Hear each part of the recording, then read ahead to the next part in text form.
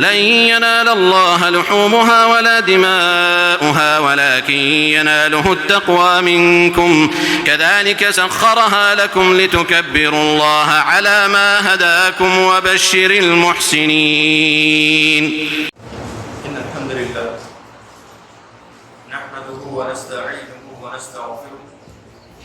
ونعوذ بالله من شرور أنفسنا ومن سيئات أعمالنا. من يهده الله فلا مضل له ومن يضلل فلا هادي له وأشهد أن لا إله إلا الله وحده لا شريك له وأشهد أن محمدا عبده ورسوله.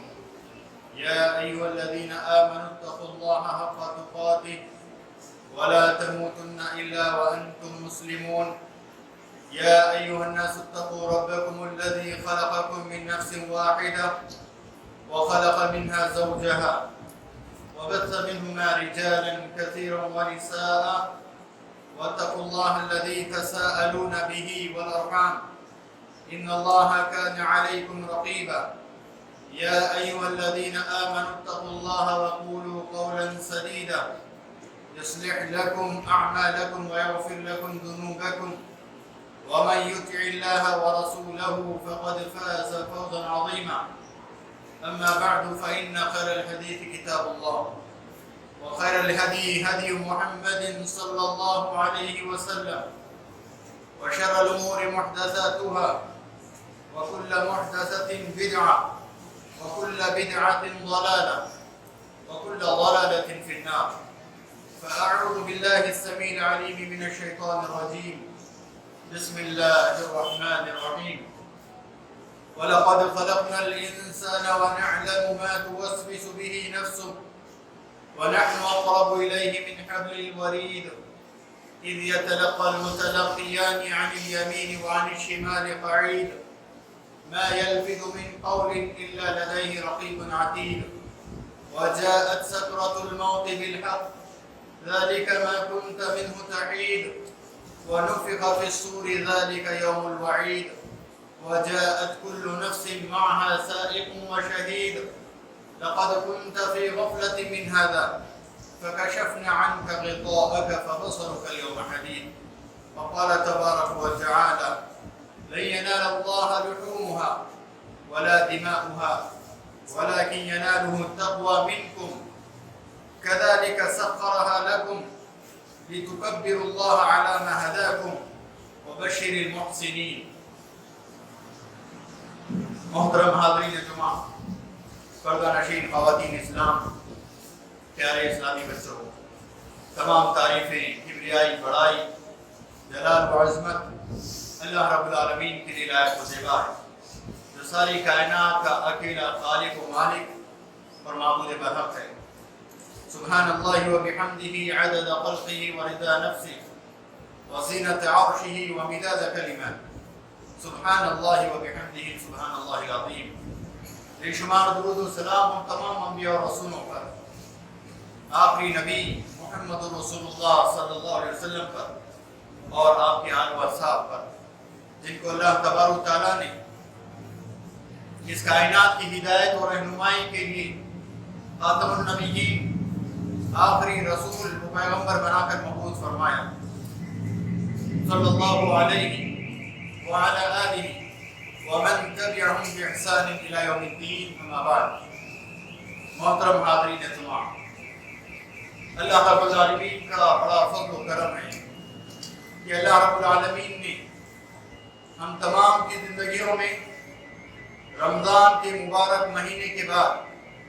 اللہ تبارک و تعالیٰ نے ذی الحج کا یہ مبارک مہینہ بھی نصیب فرمایا، جس کے 4 دن گزر چکے اور آج 5واں دن ہے ذی الحج کا. اللہ تعالیٰ سے دعا ہے کہ اللہ تبارک و تعالیٰ ہم تمام کو ذی الحج کے مبارک ایام، جس کے بارے میں اللہ کے نبی صلی اللہ علیہ وسلم نے فرمایا خیر ایام الدنیا، اس دنیا کے سب سے بہترین دن اللہ کے نزدیک ایام العشر، یہ ذی الحج کے 10 ایام ہیں. اللہ تعالیٰ سے دعا ہے کہ اللہ تعالیٰ ان مبارک دنوں میں زیادہ سے زیادہ نیک اعمال کرنے، اللہ کو راضی کرنے والے کام کرنے اور اللہ سے اپنے گناہوں کی مغفرت حاصل کرنے کی ہم تمام کو توفیق عطا فرمائے، اور اللہ تعالی ہمارے نیک اعمال کو، نیک کاموں کو قبول فرمائے، اور اللہ تبارک و تعالی مزید نیکیوں کی ہمیں توفیق بخشے۔ محترم حاضرین جمعہ، اللہ رب العالمین نے ہم تمام کو یہ مبارک مہینہ نصیب فرمایا، اور اس میں کیا جانے والا ہر ایک عمل عام دنوں کے مقابلے میں اللہ تعالیٰ کے نزدیک بہت ہی زیادہ محبوب ہے۔ جیسا کہ آپ نے اللہ کے نبی صلی اللہ علیہ وسلم کی وہ حدیث سنی جس میں آپ صلی اللہ علیہ وسلم نے فرمایا کہ اللہ تعالیٰ کے نزدیک ان ذی الحج کے 10 دنوں میں کیا جانے والا عمل عام دنوں کے مقابلے میں کیے جانے والے اعمال سے سب سے زیادہ محبوب ہے، یہاں تک کہ اللہ کی راہ میں جہاد کرنے سے بھی بڑھ کے یہ اللہ کے نزدیک محبوب ہیں ان دنوں میں کیے جانے والے اعمال، سوائے اس مجاہد کے جو اللہ کی راہ میں اپنی جان اور مال سے قربان ہو گیا۔ تو غرض یہ ایام بڑے مبارک ہیں، بڑے متبرک ہیں، ہمیں ان کی تعظیم کرنا، ان کا احترام کرنا ہم تمام پر لازم ہے، اور ان ایام میں جو اعمال ہمیں کرنے ہیں وہ اللہ کے فرائض کی پابندی، اللہ کو راضی کرنے والے کام، وہ اعمال انجام دینا جو اللہ کے نزدیک ہمیں اس کا مقرب بندہ بنا سکے، وہ اعمال انجام دینا کہ جس سے اللہ کے نبی صلی اللہ علیہ وسلم کی شفاعت ہم پر واجب ہو جائے، ایسے اعمال ہمیں کرنے چاہیے، اور ایسے اعمال سے ہمیں بچنا چاہیے ان ایام میں۔ اس کے بعد کے ایام میں بھی، بالخصوص ان ایام میں کہ جو اللہ کو ناراض کرنے والے ہوں، جو ہمیں گنہگار بناتے ہوں، جو اللہ کے نبی صلی اللہ علیہ وسلم کی شفاعت سے ہمیں محروم کرنے والے ہوں، ایسے اعمال سے بھی ہمیں بچنے کی کوشش کرنا چاہیے۔ اللہ تعالیٰ ہم تمام کو نیکی کی توفیق عطا فرمائے، اور ہر برائی سے اللہ تعالیٰ ہماری حفاظت فرمائے۔ محترم حاضرین، سورۃ الحج کی ایک آیت میں نے آپ کے سامنے پڑھی جس میں اللہ رب العالمین فرماتے ہیں لَن يَنَالَ اللَّهَ لُحُومُهَا وَلَا دِمَاؤُهَا وَلَكِنْ يَنَالُهُ التَّقْوَى مِنْكُمْ۔ اللہ تبارک و تعالیٰ کو نہ ہماری قربانیوں کے گوشت پہنچتے ہیں اور نہ ہی ہمارے قربانی کے جانور کے خون، بلکہ اللہ تعالیٰ کو ہم سے جو مطلوب ہے، ہم سے اللہ تعالیٰ جو چاہتا ہے وہ یہ وَلَكِنْ يَنَالُهُ التَّقْوَى مِنْكُمْ، اللہ تعالیٰ ہم سے ہمارا تقویٰ چاہتا ہے۔ ہم کتنے پرہیزگار ہیں، کتنے متقی ہیں، اللہ سے ڈرنے والے ہیں، اللہ کا تقویٰ کتنا ہمارے اندر ہے، اللہ تعالیٰ کو یہ مطلوب ہے۔ اللہ تعالیٰ نے آگے فرمایا كَذَلِكَ سَخَّرَهَا لَكُمْ، اسی طرح اللہ تعالیٰ نے تمہارے لیے ان جانوروں کو تمہارے مطیع بنا دیا، تمہارے فرما بردار بنا دیا، لِتُكَبِّرُوا اللَّهَ عَلَى مَا هَدَاكُمْ، تاکہ تم اللہ تعالیٰ کی بڑائی بیان کرو کہ اللہ تعالیٰ نے تمہیں جو نیک ہدایت دی اس پر۔ وَبَشِّرِ الْمُحْسِنِينَ، اور اللہ تبارک و تعالیٰ نیکوکاروں کو خوشخبری سناتے ہیں، نیکوکاروں کے لیے اللہ کے یہاں بڑی خوشخبریاں ہیں۔ اس آیت کے سلسلے میں، اس آیت کے ضمن میں تفسیر ابن کثیر میں امام ابن کثیر رحمہ اللہ، امام ابن حاتم رحمہ اللہ کی ایک روایت نقل کرتے ہیں۔ وہ کہتے ہیں کہ دور جاہلیت میں مشرکین مکہ جب اپنے جانور قربان کرتے، اپنے جانور ذبح کرتے، تو اپنے جانوروں کا گوشت اور ان کا خون کعبۃ اللہ کی دیواروں کو لگا دیتے، کعبۃ اللہ کی دیواروں کو لگا دیتے، اور وہ باطل معبود جن کی وہ عبادت کرتے تھے ان کو لگا دیا کرتے تھے۔ تو اللہ تبارک و تعالیٰ نے اس آیت میں جو بات ذکر کی لَن يَنَالَ اللَّهَ لُحُومُهَا وَلَا دِمَاؤُهَا وَلَكِنْ يَنَالُهُ التَّقْوَى مِنْكُمْ، تو اللہ تبارک و تعالیٰ کو نہ تمہارے جانوروں کے خون مطلوب ہیں، نہ ان کے گوشت مطلوب ہیں، نہ خون مطلوب ہیں، اللہ تعالیٰ کو جو مطلوب ہے وہ تمہارا تقویٰ ہے، تمہارے دلوں کی پرہیزگاری ہے، جو اللہ تعالیٰ کو مطلوب ہے۔ اسی طرح اللہ کے نبی صلی اللہ علیہ وسلم کی صحیح حدیث جس میں آپ صلی اللہ علیہ وسلم نے فرمایا ان اللہ لا ينظر الى صوركم ولا الى اموالكم ولكن ينظر الى قلوبكم واعمالكم، اللہ تبارک و تعالیٰ نہ تمہاری صورتوں کو دیکھتا ہے، نہ تمہاری مالوں کو دیکھتا ہے، بلکہ اللہ تعالیٰ کو جو مطلوب ہے، اللہ کا جو مقصود ہے، وہ تمہارے اپنے دلوں کا تقوی ہے اور تمہارے اپنے نیک اعمال ہیں۔ اللہ تعالیٰ کو یہی مطلوب ہے۔ اللہ تعالیٰ یہی چاہتا ہے کہ ہم اللہ تعالیٰ کے متقی پرہیزگار بندے بن جائیں، اللہ سے ڈرنے والے بنیں، پرہیزگار زندگی گزارنے والے بنیں، اللہ کی فرما برداری میں اپنی زندگی گزارنے والے بنیں۔ اللہ کو یہ مطلوب ہے۔ اللہ یہ نہیں دیکھتا کہ آپ نے کتنا مہنگا جانور خریدا، آپ نے کتنا عمدہ جانور خریدا، اللہ یہ نہیں دیکھتا۔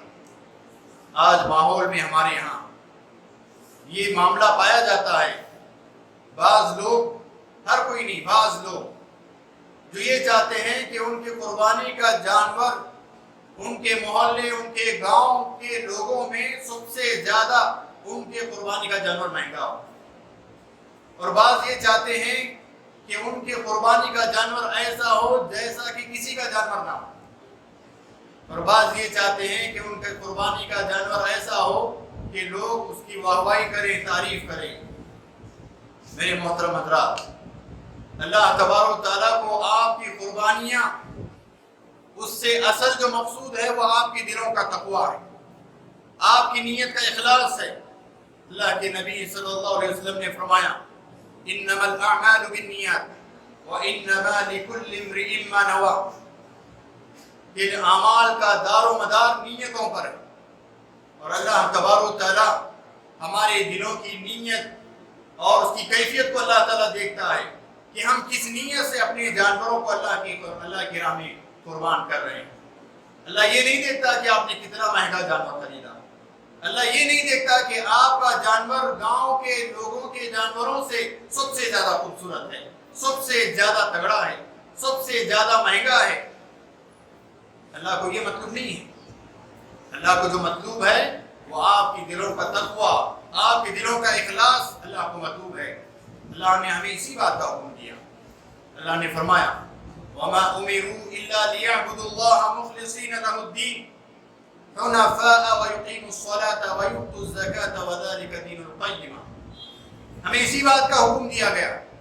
کہ ہم اپنی عبادتیں خالص اللہ تعالیٰ کے لیے ادا کریں۔ قربانی بھی عبادات میں ایک اہم ترین عبادت ہے، اس کو بھی ہم اللہ کے لیے خاص کریں، اپنی نیتوں میں اخلاص پیدا کریں۔ اس کو ہم اپنی نیتوں میں بگاڑ،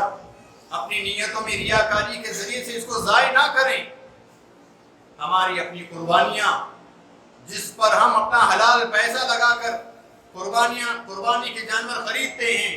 اور محض نیت کے بگاڑ کی وجہ سے ہمارے پیسے بھی ضائع، ہمارا عمل بھی ضائع،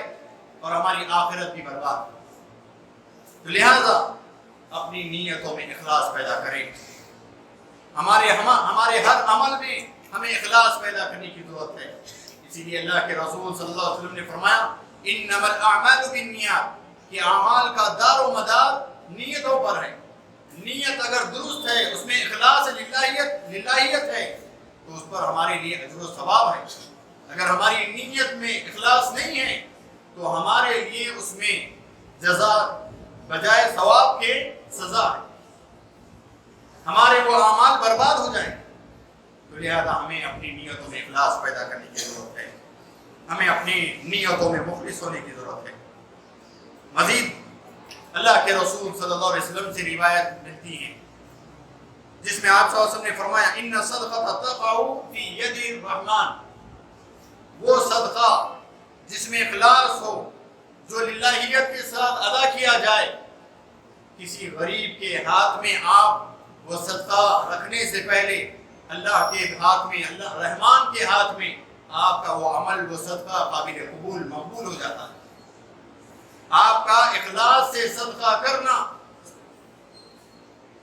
غریب کے ہاتھ میں آپ کے صدقے کا مال نہیں پہنچتا، اس سے پہلے رحمان رب العالمین کے ہاتھ میں آپ کا وہ عمل مقبول ہو جاتا ہے۔ اور انسان کا وہ عمل جس میں اخلاص ہو، وہ اللہ تعالیٰ کے یہاں بڑا پسندیدہ ہے، بڑا مقبول ترین عمل ہے۔ لہذا ہمیں چاہیے کہ ہم اپنے اعمال میں اخلاص پیدا کریں۔ قربانی کے سلسلے میں ہمیں یہ بات یاد رکھنی ضروری ہے کہ قربانی کہتے کسے ہیں؟ قربانی کہتے کسے ہیں؟ قربانی کی تعریف میں اسلاف کہتے ہیں کہ قربانی کہتے ہیں کہ جو آپ اللہ کے خاطر اللہ کی راہ میں ذبح کرنے کے لیے جانور خریدیں اور 10ویں ذی الحجہ کے دن نماز عید ادا کرنے کے بعد سے لے کر 13 ذی الحجہ کی شام یعنی غروب آفتاب سے پہلے، سورج کے غروب ہونے سے پہلے تک جو جانور آپ اللہ کی راہ میں ذبح کریں اس کو قربانی کہتے ہیں۔ یعنی ذی الحجہ کی 10ویں تاریخ کی عید کی نماز ادا کرنے کے بعد سے ذی الحجہ کی 13 تاریخ کے سورج کے غروب ہونے سے پہلے جو آپ قربانی ادا کریں اس کو قربانی کہتے ہیں۔ یہ قربانی کی مختصر تعریف ہے۔ اور اس کے علاوہ اللہ تبارک و تعالیٰ نے فرمایا فَصَلِّ لِرَبِّكَ وَانْحَرْ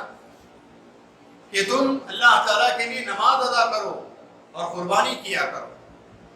قربانی کس کے لیے ادا کرنا ضروری ہے؟ قربانی ادا کرنے کا کون مستحق ہے؟ اس سلسلے میں کئی ایک روایت ملتی ہیں جس میں سے قابل عمل یہ ہے کہ جو بھی شخص جو صاحب حیثیت ہو، مال والا ہو، جو اتنی حیثیت رکھتا ہو کہ وہ اللہ کی راہ میں ایک جانور ذبح کر سکتا ہے تو اس کے لیے قربانی ادا کرنا واجب ہے۔ جو شخص ایک جانور نہیں لے سکتا، کم سے کم جانور میں ایک حصہ لے کر وہ قربانی دے سکتا ہے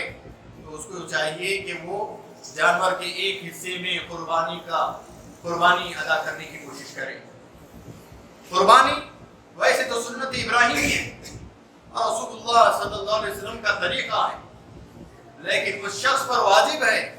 کہ جو قربانی ادا کرنے کی طاقت و استطاعت رکھتا ہے،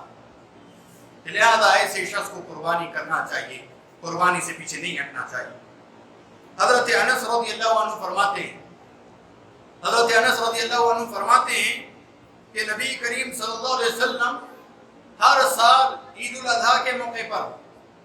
2 مینڈوں کی قربانی ادا کیا کرتے تھے، لہذا میں بھی عید کے موقع پر قربانی دیتا ہوں۔ تو نبی کریم صلی اللہ علیہ وسلم کے طریقے پر عمل کرتے ہوئے حضرت انس رضی اللہ عنہ کہتے ہیں کہ اللہ کے رسول ہر عید کے موقع پر، عید الاضحیٰ کے موقع پر آپ دمبوں کی، بکروں کی قربانی دیا کرتے تھے، لہذا میں بھی قربانی دیتا ہوں، میں بھی قربانی انجام دیتا ہوں۔ اور مزید قربانی کے سلسلے میں جیسا کہ میں نے ذکر کیا کہ جو شخص ایک جانور نہیں خرید سکتا تو کم سے کم ایک حصہ خریدنے کی اگر طاقت ہے اس کو چاہیے کہ وہ قربانی کا ایک حصہ خریدے اور قربانی کے ثواب میں اپنے لیے اللہ تعالیٰ کے یہاں اجر عظیم کا مستحق بنے۔ اور مزید قربانی کے سلسلے میں بہت سارے لوگوں کے ذہنوں میں مختلف سوالات آتے ہیں۔ سب سے پہلا سوال یہ آتا ہے کہ قربانی جب ہم ادا کریں تو قربانی صرف ہماری جانب سے ادا ہو جائے گی، ایک آدمی کی جانب سے ادا ہو جائے گی، جبکہ اللہ کے نبی صلی اللہ علیہ وسلم جب بھی ہر سال عید الاضحیٰ کے موقع پر قربانی کیا کرتے تھے تو آپ 2 دمبے خریدا کرتے تھے، 2 مہینے خریدا کرتے تھے۔ ایک کی قربانی جب کرتے تو اس نیت سے کہ اللہ تعالیٰ اس جانور کی قربانی میری طرف سے اور میرے گھر والوں کی طرف سے قبول فرما، اور دوسرے دمبے کی، مینڈے کی قربانی کرتے تو آپ صلی اللہ علیہ وسلم اس نیت سے، اس ارادے سے کرتے کہ میری امت کے جو غریب لوگ قربانی نہیں ادا کر سکتے ان کی جانب سے ادا ہو۔ یہ خصوصیت ہے اللہ کے رسول صلی اللہ علیہ وسلم کی جو آپ تمام امت کی جانب سے ادا کیا کرتے ہیں۔ پہلا جو قربانی آپ کیا کرتے تھے اپنی جانب سے اور اپنے گھر والوں کی جانب سے، یہ ہم تمام کے لیے آپ صلی اللہ علیہ وسلم کا یہ طریقہ ہمارے لیے اسوہ حسنہ ہے۔ ہم بھی جب جانور کی قربانی ادا کر رہے ہیں تو صرف وہ ہمارے لیے نہیں بلکہ ہمارے گھر والوں کی جانب سے بھی ادا ہو سکتا ہے۔ اس میں صرف ہم ہی نہیں بلکہ ہمارے گھر والے بھی اس قربانی کے ثواب میں شامل ہو جائیں گے. جیسے کہ اللہ کے رسول صلی اللہ علیہ وسلم نے فرمایا اللہم تقبل هذا من محمد وآل محمد صلی اللہ علیہ وسلم، کہ اللہ تعالیٰ اس جانور کی قربانی میری طرف سے اور میرے گھر والوں کی طرف سے قبول فرما. تو اسی طریقے کے مطابق ہمیں بھی چاہیے کہ ہم جب جانور ذبح کریں تو اپنے ساتھ ساتھ اپنے تمام گھر والوں کو بھی اس قربانی میں شامل کریں. اور یہی عمل ایک حصے کی قربانی دینے والے کے لیے، ایک حصے کی اگر کوئی قربانی دے رہا ہے تو ایسی صورت میں وہ آدمی بھی اس ایک حصے کے ثواب میں اپنے ساتھ ساتھ اپنے تمام گھر والوں کو شامل کر سکتا ہے. یہاں تک کہ محدثین سلف صالحین کہتے ہیں کہ اس کے ایک قربانی میں اس کے ماتحت رہنے والے چاہے 2 لوگ ہوں یا 10 لوگ ہوں یا 100 ہوں، چاہے جتنے بھی ہوں اس کے ماتحت رہنے والے لوگ، وہ سارے کے سارے پورے خاندان کے لوگ اس قربانی میں شریک ہو جائیں گے. تو یہاں پر جو لوگوں کے ذہنوں میں یہ اشکال ہے کہ ایک قربانی ایک جانور ایک ہی آدمی کی طرف سے دیا جائے گا، ایک حصہ ایک ہی آدمی کی جانب سے دیا جائے گا، یہ صحیح نہیں ہے. بلکہ صحیح یہ ہے جو اللہ کے نبی صلی اللہ علیہ وسلم کا عمل ہے اور جو آپ صلی اللہ علیہ وسلم نے ہمیں بتایا کہ ایک جانور میں، ایک بکری میں ایک آدمی اپنے پورے خاندان والوں کے ساتھ اس کی قربانی میں ثواب کا مستحق ہو جائے گا. اسی طرح ایک حصے میں ایک آدمی اپنے ساتھ ساتھ اپنے پورے خاندان والوں کو بھی اس ایک حصے کی قربانی کا ثواب کا مستحق بنا سکتا ہے. رہا حدیث سے یہ بات ہمیں ملتی ہے. حضرت عطا بن یسار رحمہ اللہ کہتے ہیں حضرت ابو ایوب انصاری رضی اللہ عنہ جو میزبان رسول، اللہ کے رسول صلی اللہ علیہ وسلم کے سب سے پہلے میزبان،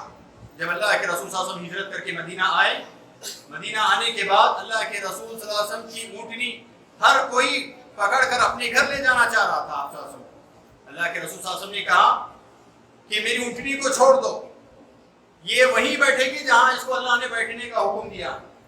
تو جب اونٹنی جا کر بیٹھی تو حضرت ابو ایوب انصاری رضی اللہ عنہ کے گھر کے پاس بیٹھی، اور ابو ایوب انصاری رضی اللہ عنہ آپ صلی اللہ علیہ وسلم کے میزبان بنے. وہ کہتے ہیں حضرت عطا بن یسار رحمہ اللہ پوچھتے ہیں حضرت ابو ایوب انصاری رضی اللہ عنہ سے کہ اللہ کے رسول صلی اللہ علیہ وسلم کے زمانے میں قربانیاں کیسے ہوا کرتی تھی. تو حضرت ابو ایوب انصاری رضی اللہ عنہ کہتے ہیں کہ اللہ کے رسول صلی اللہ علیہ وسلم کے زمانے میں ہم میں سے ہر شخص، ہم میں سے ایک شخص ایک بکری خریدتا اور اس ایک بکری کی وہ قربانی دیتا اپنی جانب سے اور اپنے سارے گھر والوں کی جانب سے. تو اس حدیث سے کیا بات معلوم ہوئی کہ ایک بکری میں ذمہ دار آدمی اور اس کے پورے گھر والے اس کی قربانی میں ثواب کے مستحق بن سکتے ہیں. دوسری حدیث صحیح مسلم کی روایت جس میں اللہ کے نبی صلی اللہ علیہ وسلم نے فرمایا کہ بڑے جانوروں میں گائے بیل میں 7 حصے ہوتے ہیں، 7 حصے، اور اونٹ میں 10 حصے تک ہوتے ہیں، سوائے حج کرنے والے حاجیوں کے لیے جو قربانی دینا ہوتا ہے تو 7 حاجی ایک اونٹ میں شامل ہو سکتے ہیں. غیر حاجیوں کے لیے قربانی دینے کے لیے اونٹ میں 10 حصے مقرر ہوتے ہیں اور گائے بیل میں 7 حصے. تو لہذا 7 آدمی مل کر اگر ایک بڑا جانور قربان کرنا چاہتے ہیں تو 7 آدمی مل کر اس بڑے جانور کی قربانی دے سکتے ہیں. اس طرح وہ 7 آدمی اپنے پورے خاندان والوں کے ساتھ اس جانور کی قربانی میں حصے دار بن جائیں گے. اس طرح 7 خاندان قربانی میں شامل ہو سکتے ہیں. اور ایک سوال عام طور پر لوگوں کی جانب سے جو آتا ہے عید الاضحیٰ کے موقع پر، قربانی کے موقع پر، وہ یہ کہ کیا ہم اپنے مرحومین کی جانب سے قربانی ادا کر سکتے ہیں. اس سلسلے میں نبی کریم صلی اللہ علیہ وسلم کی وہ حدیث جو ابھی میں نے تھوڑی دیر پہلے آپ کے سامنے سنائی کہ جس میں اللہ کے نبی صلی اللہ علیہ وسلم کے بارے میں حضرت انس رضی اللہ عنہ کہتے ہیں کہ اللہ کے رسول صلی اللہ علیہ وسلم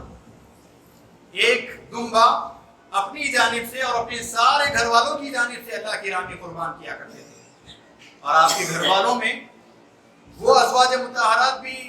موجود ہیں جو زندہ تھیں اور وہ بھی جو گزر گئی تھی.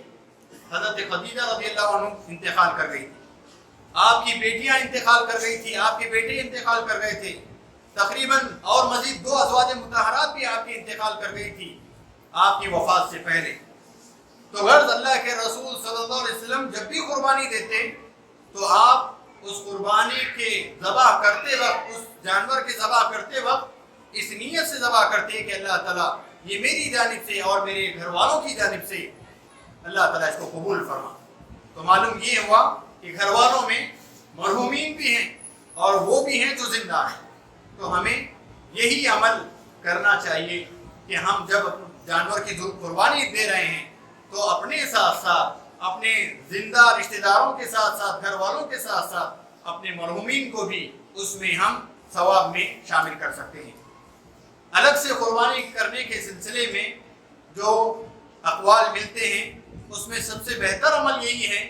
کہ آدمی اپنے مرحومین کو اپنے ساتھ ساتھ اپنی قربانی میں شامل کرے۔ الگ سے ان کے لیے قربانی کرنے کا ثبوت نہ اللہ کے رسول صلی اللہ علیہ وسلم کی کسی صحیح حدیث سے ملتا ہے اور نہ صحابہ کے، نہ اللہ کے رسول صلی اللہ علیہ وسلم کے عمل سے ملتا ہے، نہ صحابہ کے عمل سے ملتا ہے۔ تو لہذا الگ سے جو ہم اپنے ذہن میں یہ رکھتے ہیں کہ ہمیں اپنے مرحوم سے بہت زیادہ محبت ہے، لہذا الگ سے ان کے لیے جانور خرید کے قربانی کی جائے، یہ صحیح عمل نہیں ہے۔ اگر آپ کو اپنے مرحومین سے سچی محبت ہے تو آپ اپنے ہر نیکی کے کام میں یہ نیت سے نیکی کا عمل کریں کہ اللہ تعالیٰ میرے اس نیکی کا ثواب میرے گھر والوں مجھے بھی عطا کر، میرے گھر والوں کو بھی عطا کر اور میرے ان لوگوں کو بھی عطا کر جو مرحوم جو تجھے پیارے ہو گئے۔ تو لہذا اپنے ہر نیکی کے عمل میں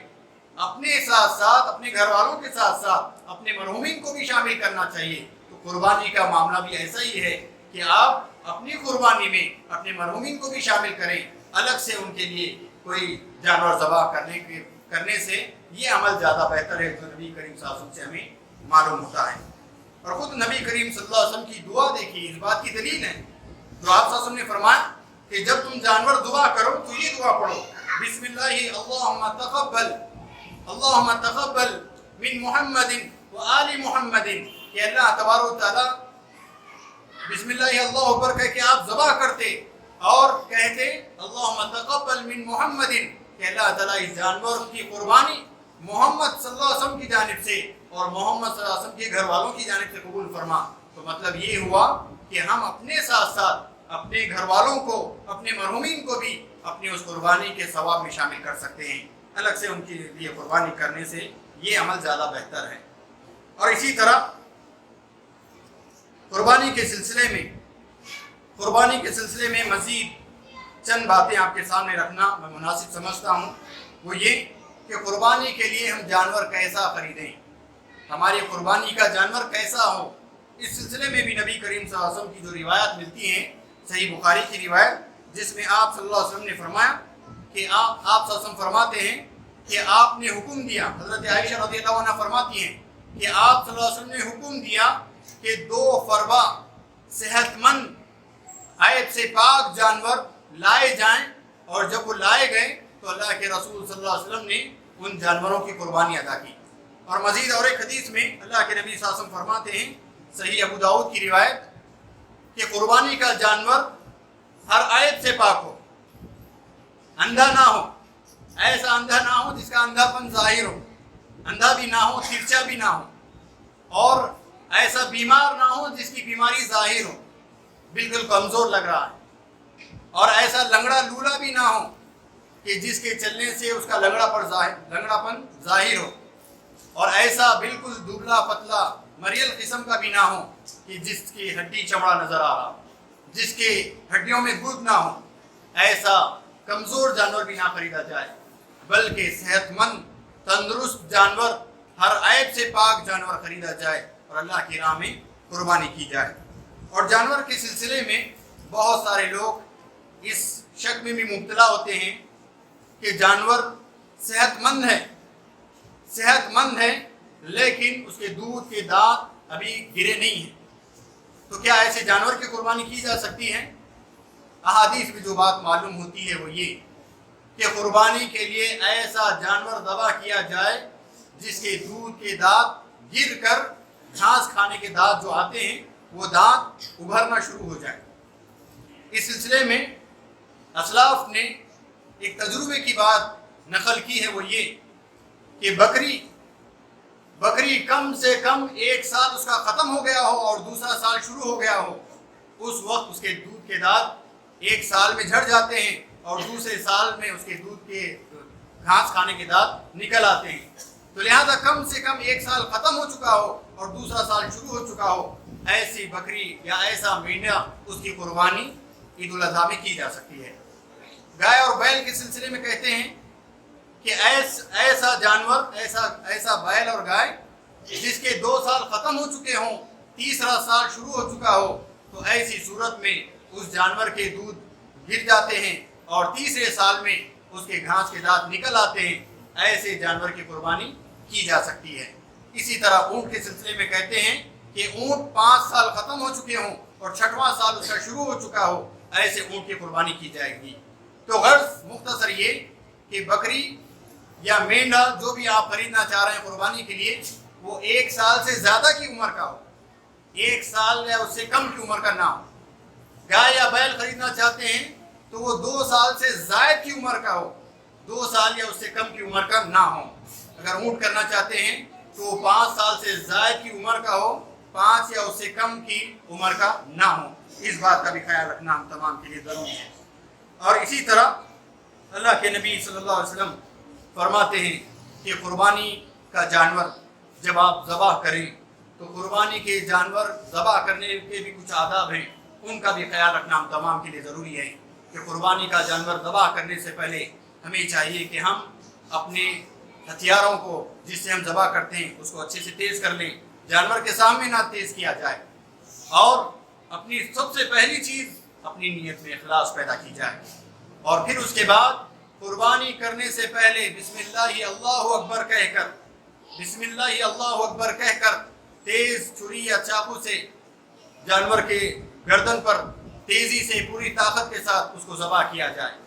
اور جانور کو ذبح کرتے وقت تکلیف نہ دی جائے، اس بات کا بھی ہمیں خیال رکھنا چاہیے۔ اور اس کے علاوہ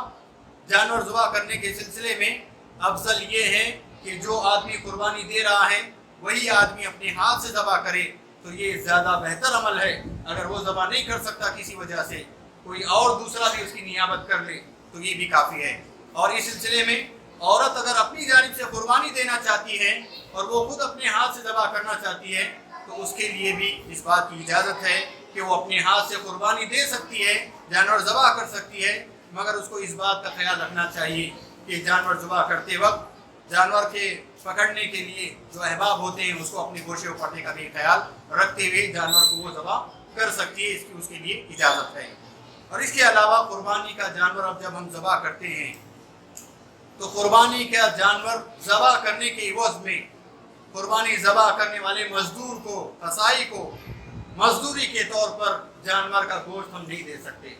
اور نہ ہی جانور کا چمڑا دے سکتے ہیں۔ اس کی مزدوری الگ ہے جو ہم بات کر کے طے کر لیں گے، وہ رقم ادا کی جائے گی۔ جانور کے گوشت میں سے، اس کے چمڑے میں سے مزدوری کے طور پر مزدور کو نہیں دیا جائے گا کوئی حصہ۔ یہ اور بات ہے کہ آپ خوشی میں جس طرح دوسروں کو گوشت بانٹتے ہیں اس طرح آپ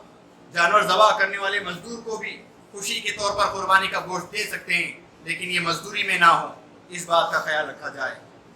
اور اس کے علاوہ جب ہم جانور ذبح کرتے ہیں اور جانور کا گوشت تقسیم کرتے ہیں تو اس میں ہمیں اس بات کا بھی خیال رکھنا چاہیے کہ جانور کا گوشت ہم اپنے لیے، اپنے گھر والوں کے لیے، اپنے رشتہ داروں کے لیے بھی ہم رکھ سکتے ہیں، اور ساتھ ہی ہمیں اس بات کا بھی خیال رکھنا ضروری ہے کہ ہمارے محلے کے، ہمارے اپنے پڑوسی، ہمارے محلے کے وہ غریب جو قربانی نہیں دے سکتے، استطاعت نہیں رکھتے قربانی دینے کی، ایسے لوگوں کو ہماری قربانی کا گوشت پہنچے۔